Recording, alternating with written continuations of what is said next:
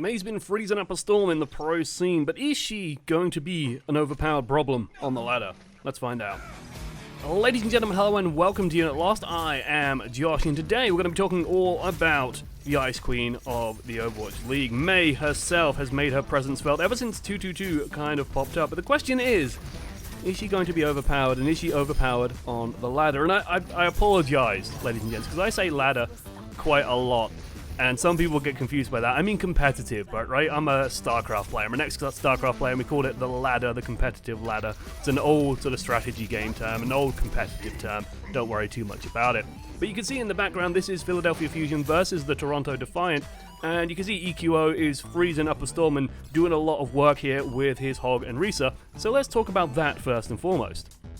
So, ladies and gents, Hog Risa is nothing new, but the addition of the Mei, well, that's a new thing. You got the ball and the chain combo. You can see already a Mei wall being thrown up in response to it straight away, and this is the real power that Mei gives you. She actually influences this hot hook combo and can deny it and stop it from turning into kills. But it can also do a number of other things, including secure kills against targets that aren't quite as likely. So, well, we got a Halt, we got a hook, and yeah, straight away the Zenyatta goes down. You can see EQO reflexively throws out that Mei wall once the hook connects, and this is actually a very strong thing to do. If you are a Mei player or interested in picking this hero up, once that hook connects, get used to that idea of throwing up the Mei wall. But the big thing that Mei lets you do is, well, with Halt Hook or the ball and chain, pull pork, whatever you want to call it, if you got someone like the Roadhog before, they would just run away. They'd use their heal and run away. But now they got the Mei wall to block it off. You've got a freeze as well. Heroes like D.Va, heroes like Roadhog, they will also die to this combo as well. Even like a Reese's who can fortify and try and run out of it will get blocked by the wall, and as a result they'll die. It gives so much extra value to that composition. And this was the first reason that it feels like why Mei was picked up on two teams. The Hog Risa was very powerful, and this just makes it even stronger. It gives you so much what we call pick potential, the ability to suddenly kill someone on the enemy team, take an advantage as a result, and then be able to snowball from there, be able to push forward, confirm more kills, fight in a 5 vs 6, which is a very powerful position in Overwatch, and as a result you can win nice and early. But the other thing that Mei lets you do as sort of a side effect, as a knock-on result, is, well, she freezes the game. She slows down tempo, she slows down the speed the enemy pushes at. You notice there, Toronto Defiant, I can even replay it for you. Toronto Defiant going for a play at this point. They push forward, they throw down the Baptiste barrier, and they of course get a very nice block as well on that Halt Hook. They want to start pushing onto the point, they use the Baptiste ultimate and start shoving their way through. With the Baptiste ult, that Mei wall is not going to last, but it's going to give Fusion a little bit of extra time to get to safety, survive that little bit longer, slow down the push, just that little bit of extra slowdown, and then it's going to give them a means to put pressure on the point as they start going back towards it. Set up another combo, there's the wall behind as well, that multi-freeze from Mei now coming in, starting to freeze up the Hog and Risa, and as a result she's having a huge impact on this fight overall. Not outright killing people, but slowing down the game and then turning that into kills with the support of the rest of her team. There is, of course, one more factor to Mei that's worth sort of considering as we go forward, which is her ability to kill a lot of things with her ultimate. Blizzard is an extremely powerful ultimate, in part because, well, the freeze stacks with her endothermic blaster, right? It slows down on top of it, but it's also just extremely difficult to deal with if you don't have something like a Transcendence. You can see that the Baptiste ult was there, the Baptiste Discus was there, the lamp was up, Immortality Field was working, but the Blizzard lasts so long, they just take it out, no problem, kill everybody, it's easy as you like. Mei ultimate is extremely good and a very powerful win condition for actually trying to enable your team to take points and win fights outright. But the other thing I touched on there was tempo, the idea of the speed of the game, the speed that the game is played at, and part of why this comp is actually starting to be referred to as almost like goats by the back door. It's like a sneaky version of pseudo goat, is because this comp is extremely good at controlling tempo. It is very difficult to whittle this comp down and kill it outright. If they do not want to fight, they don't fight. Especially the comp that Fusion are running at the moment with the D.Va included, you can really stall up fights and you can really make sure that you are fighting only when it favors you. And this is part of what made GOAT so strong, is you had so many defensive abilities, so many ways to survive, that it made it very difficult to crack those teams with anything less than GOAT itself. The Philadelphia Fusion are actually extremely good about using the Mei to control tempo and also to control space. They've got the Lucio, so they know they can rush straight to the point, and all they're going to do is try and force the enemy to fight in this very uncomfortable area here. They're going to use the choke point, the door here, to control that as best as they can, and the moment they're all hiding behind like the middle of the point to try and keep that under control, they split, and then they're going to start doing some decisive damage. But what they want to do is make sure Toronto Defiant are stuck fighting in this space, and that's really, really uncomfortable for them, and it's going to turn into a lot of results for the Philadelphia Fusion. And so as we look at this first point again, let's just take a gander at the concepts we talked about so far. The ability to control that area, the multi-freeze on the endothermic blaster as well. Once everyone is pushed into that small area, it's so difficult to push forward because everybody is getting slowed down by that slow. Everybody is getting caught up by it. Nobody can move through the choke point except for maybe the Arisa, but she doesn't want to do it on her own because she's going to die, and as a result it becomes a nightmare to push through there. You can even see as well that he's going to use the Mei Wall to block sight lines for the enemy team, make sure his team is as safe as possible, because that's how they want to play. They want to just stay bundled up on the point, nice and safe, force the enemy to come to them and pick away. You'll notice that Logic's there, he's just swapped to the Reaper because, well, he was playing the McCree before, but what's McCree going to do? Unless he lands a flashbang, there is no way that he's going to be able to kill the Reaper or the Mei because they are so safe. They're wrapped up nicely with Boombox as well on that Moira or the healing.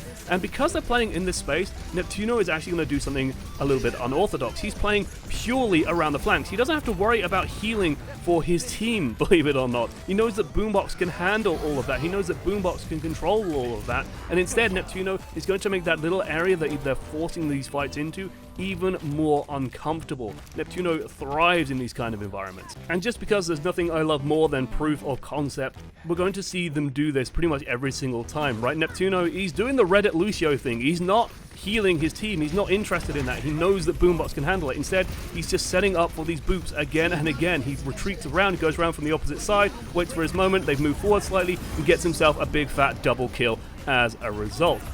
The Mei controlling that choke point is enabling all of this to happen. If the enemy team could rush into them, then Neptuno has to stay with his team. He has to speed boost them. He has to move them around. But because Mei has slowed that choke point down, has slowed down the enemy team, has controlled the tempo of the game, as a result, Neptuno can get away with doing all this. I do want you to notice, though, that Mei is going to be somewhat map-based, and we've seen this happen again and again, especially this Mei Reaper comp. Once the Defiants start coming from a different angle, once they start spreading out, playing these heroes that are a lot more wild and uncontrollable, they're going to have a Doomfist come in soon enough, they've got this Wrecking Ball bouncing around as well. Suddenly, the control just vanishes, right? They can't control that choke point anymore, they can't lock down the Defiant in a single area, and they don't have the DPS to finish off a number of these other heroes, and as a result they start losing control of the game and losing the pace of the game. So very flankable, very much sort of, if you can get round her, then she's going to be weak and she's going to have some problems, but otherwise, very powerful. And we're going to see Defiant make use of this. They know that they cannot match the Philadelphia Fusion blow for blow in small areas due to the power of that Mei and the Reaper as well. So instead, they bait them into fighting in this open space during what we call the translation, the movement from point A to point B. They end up just killing everybody during that time, right? The Mei cannot protect them during these moments. The Mei, certainly on Defiant, can help lock people down though, trap people, and get a bunch of kills. And also, it's worth mentioning, if there was one place I had to say definitively Mei felt overpowered, it's when you can stack Blizzard and Freeze at the same time. This is utterly ridiculous that Mei got away with this. There's no way that Mei should have even got that out. I mean, check your corners, people. Diva, what were you doing? Sleeping at the controls, clearly. But man, the Freeze plus, the Blizzard Freeze plus the Endothermic Blaster Freeze, that is insane slow. There's just nothing you can do about it, and it's absolutely devastating.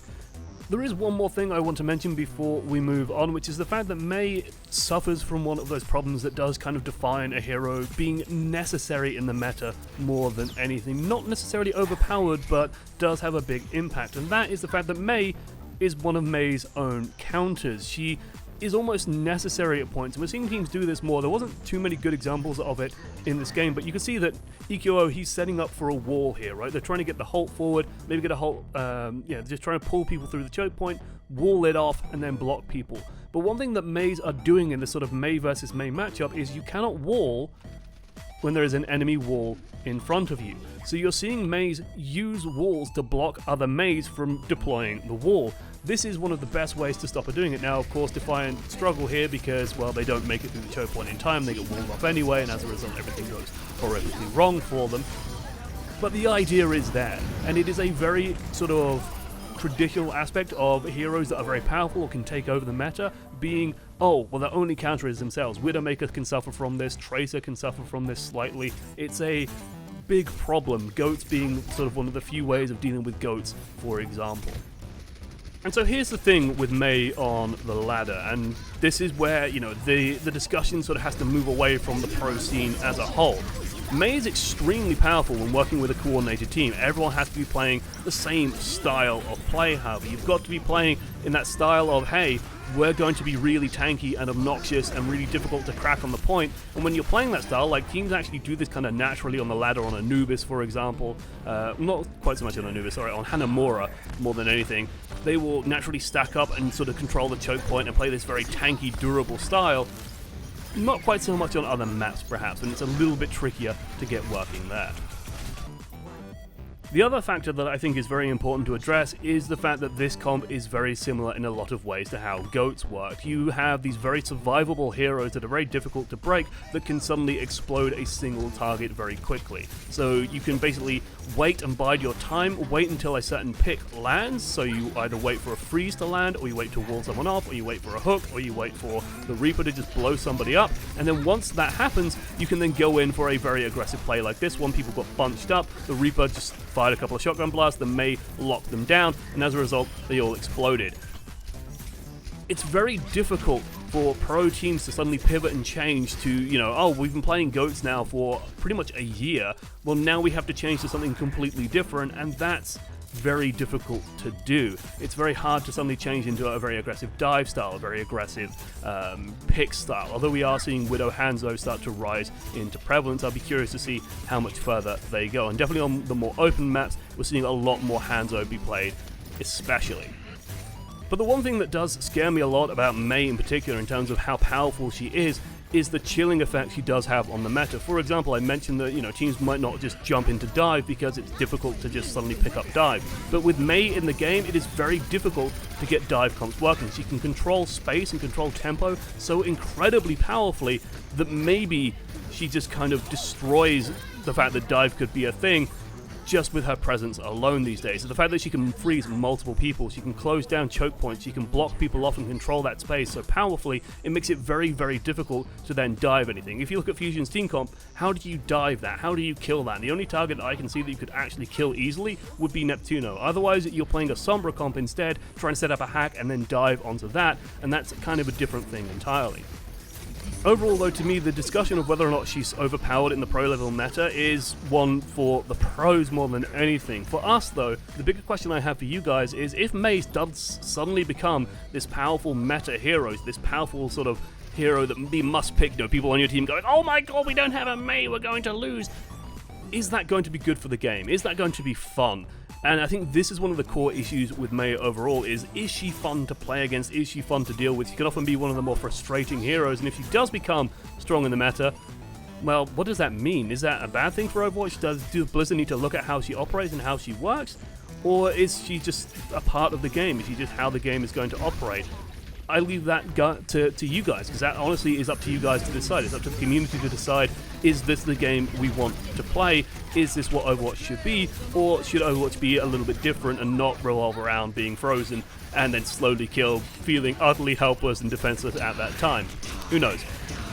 Regardless, guys, you can do us all a huge favor by making sure you hit that subscribe button to make sure you get updates on when Unit Lost videos go live, and don't forget to ding the bell as well, just to get those notifications, and sometimes even get YouTube telling you that a video has gone live, because hey, YouTube is a bit weird. You can find me on Twitter at @1_amongst_many. I do a lot of streaming, a lot of VOD review, a lot of coaching as well. It's a little bit like Styles Overanalyzed, but a lot more in depth and on stream, so you can talk to me and ask questions while it's done. And don't forget to follow Stylosa as well at @Stylosa. Otherwise, guys, thank you so much. It's my absolute pleasure to discuss Mei a little bit with you today. And let me know what you guys think, because, you know, I don't really fear any man, I don't fear any woman, but that thing scares me.